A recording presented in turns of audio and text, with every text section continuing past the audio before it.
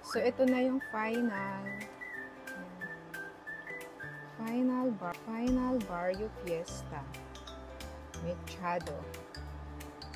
Mechado na parang menudo. Kainan na guys. Kanin lang ang katapat.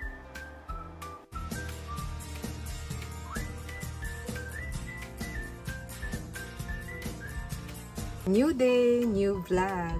So for today, nag-crave naman ako or mag-aaral ako magluto ng mechado kasi isa sa favorite food ko ito. Kaya lang, syempre, ang sa akin ay pachamba-chamba. So abangan, bawal ang bashing please. See you around!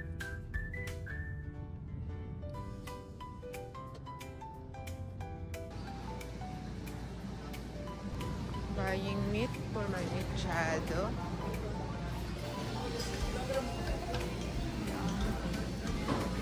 Buying casing for my mechado. This is Monterrey, guys.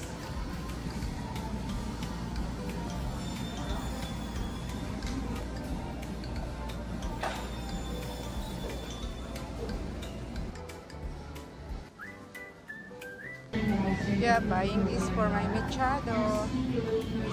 For today's vlog, magluluto ako ng mechado. I think kapamilya din siya ng niluto ko dati ng menudo.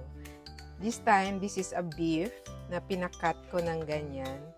Part of kasim and gusto ko may konting taba ng ganyan, guys. So, ito ang Monterrey na beef na binili ko sa Walter Mart. Ayan. Abangan, guys. As normal practice namin, talagang pinapakuluan ko muna ang beef. Tapos, tinatapon ko yung unang sabaw niyan. Nilaga ko muna, tatapon ko siya. Kasi napanood ko rin ito kay Ninong Ray na hindi naman makaka-affect sa niluluto natin kung itatapon natin yung unang sabaw. Kasi syempre yung mga taba-taba dyan and sobrang yung ibang lasa ng beef, matatanggal pa. At syempre malinis siyang ipapakain natin sa pamilya. So in a while, pagkapakulo ko nito, ibababad ko siya ng 1 hour sa toyo and calamansi or may lemon talaga kami na juice na binili ko na extracted na. So, abangan guys! So, preparing na akong ipapakulo ko na tong beef ko. Thank you! As usual, ang pagluluto ng mechado ay para din siyang menudo. So, meron ako dyan patatas, meron akong carrots, meron akong sili, and tomato, dadagdagan ko pa ito. Of course, sibuyas, bawang, lemon, and extracted lemonade. Ayan. Para mamaya, babad ko lang ng 1 hour yung beef with lemon para mas medyo sumarap siya. Ayan, abangan guys! And guys, gumagamit din ako ng tomato paste. Of course, meron din akong original tomato sauce, Del Monte, and then gigagamitan ko rin siya ng ito. Ayan.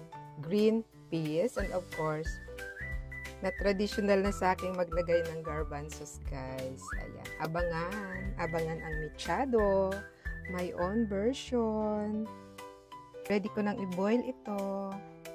So, ito yung taba ng beef, napansin nyo ba yan? Hindi naman natin kailangang kainin yan. So, tinatanggal ko yan, or mamaya talagang hugasan ko yung beef.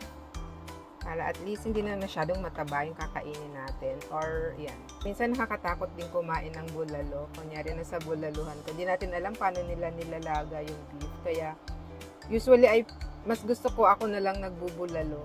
Kasi, talagang malinis. At saka, syempre, dapat yung pinapakain natin sa family natin malinis. Syempre, pag sila, diretso yan. Sabi nga ni isang chef, sabi ni Ninong Ray, yung iba daw talaga dinidiretso yan. So, may lasa nga ito. May ibang lasa nga. Pero guys ha, kanya-kanyang style talaga yan. Kanya-kanyang style tayo sa pagluluto. Bahala kayo kung hindi ninyo i-boil. So, okay lang din naman. Ito, tinatanggal ko na siya sa pinagkuluan ko. Tapos, hugasan ko ulit. Tapos, tsaka ko siya ibababad ng calamansi and toyo. Konti lang para lang magkalasa. Bago ko siya i-fry. Ready na. Imamarinate ko lang yung beef with lemon. And of course, silver swan. Abangan guys. So ready na. I-pan fry ko muna tong carrots and potato para at least hindi siya madurog pag sinabay sa karne. Kasi pag sinasabay talaga nadudurog siya. So ipa-pan fry ko lang siya. Of course, ito mamaya na to, panghuli na to. Masarap to na malutong, di ba? Ayan, abangan na guys. Masarap kasi pag pina-pan fry talaga ang potato and carrots. Yeah, a little of mantika lang. Gusto ko medyo brown yung potato. Ayan. So, pina-pan fry natin, guys. Masarap yan, mamaya. Additional oil para sa carrots.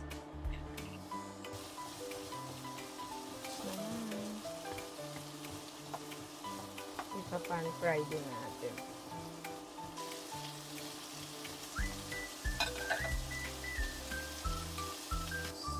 Brown na. Susunod ko nang igigisa yung karne, guys. So, isusunod natin gisa ang sibuyas bawang with tomato. Maliban sa tomato, may tomato paste, may tomato sauce. Hindi talaga ako nagtitipid ng sibuyas. Kailangan madami sibuyas. So, unahin ko muna ang sibuyas bago ko isunod yung bawang para hindi siya masunog. Slow fire lang. Nandiyan na ang bawang. Mantika yan guys, don't worry. So, ayoko nga ng mantika. So, yung naamoy yung aromatic ng bawang and sibuyas. Ayan, so dapat lutong-luto din ang tomato para maganda ang masarap sa sauce niya. Na yung marinated na beef. Ayan, actually pag marinate ko parang nilaga ko na para at least sabay na naluluto at lumambot. So igigisa ko lang siya now.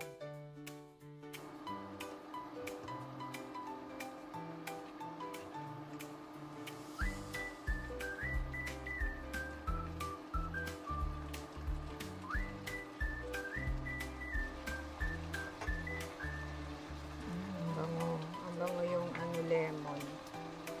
Saka mamaya maluluto na rin yung tomato na yan kasama ng tomato sauce. Pagkagisa ko dito guys, ililipat ko siya sa isang malaking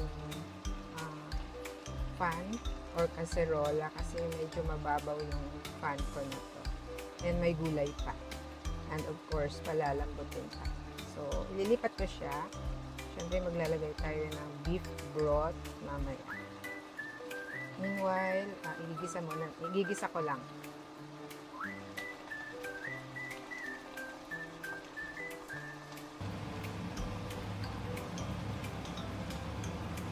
So, brown na siya. Lipat ko lang siya sa mas malaking lalagyan. So, ayan, ilipat ko lang sa mas malaking lalagyan. Ilagyan ko lang ng a little of sabaw, water, and broth, beef broth, and yung pinagbabaran kanina ng pinagmarinate natin. Ayan, ilalagay ko din. And papalambutin lang saglit. Ilipat ko na and palalambutin ko lang. Ilalagay ko yung tomato paste and later on tomato sauce. And yung pinag-marinate ko kanina, ilalagay ko lang guys. So parang lumasa talaga ang luto natin. Maglalagay pa din ako ng nor.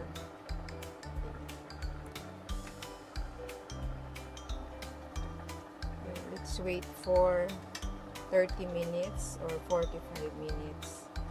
Pero lutong-luto na to kasi pinalambot ko na rin siya kanina. So mga 30 minutes na lang siguro.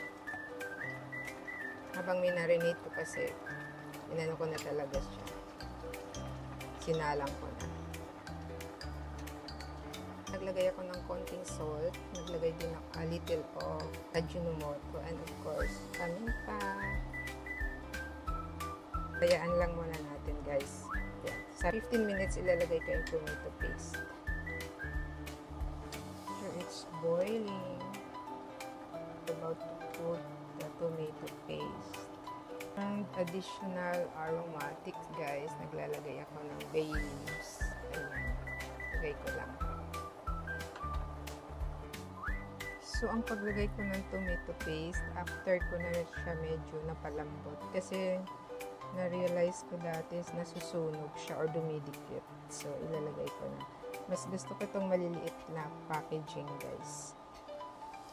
So, ay nilagay ko na yung tomato paste. Ayan. So, with tomato paste, and tomatoes, and of course, tomato sauce na rin. Ilalagay ko na rin ang tomato sauce. To make it yummy, I'll put the original tomato sauce. This is Del Monte. Slow fire lang para at least talagang masarap siya. Ayan. Ayan na guys. So, wait for some time.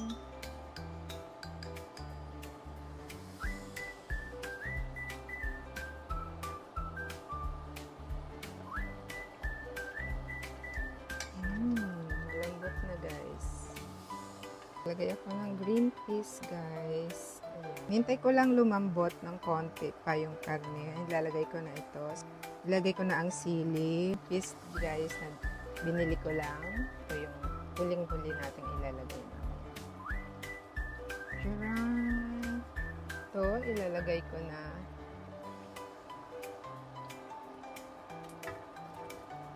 Luto na yan guys. Ayan, luto na yan. So, ilalagay ko na siya.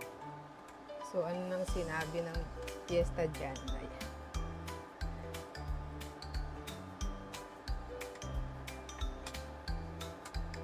Kaya, naka-pan fry yung potato and carrots para malutong pa rin siya. And of course, panghuli natin ito. Masarap kasi ito malutong-lutong.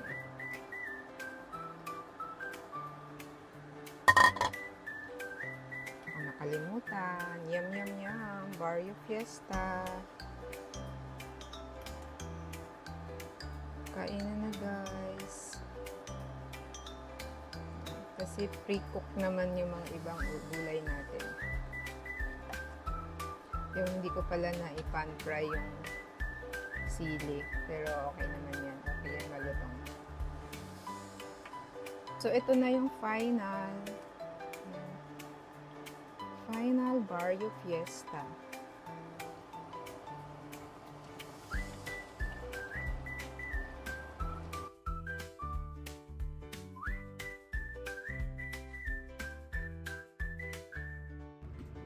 So, yung kanya-kanya talaga tayo ng style ang pagluluto.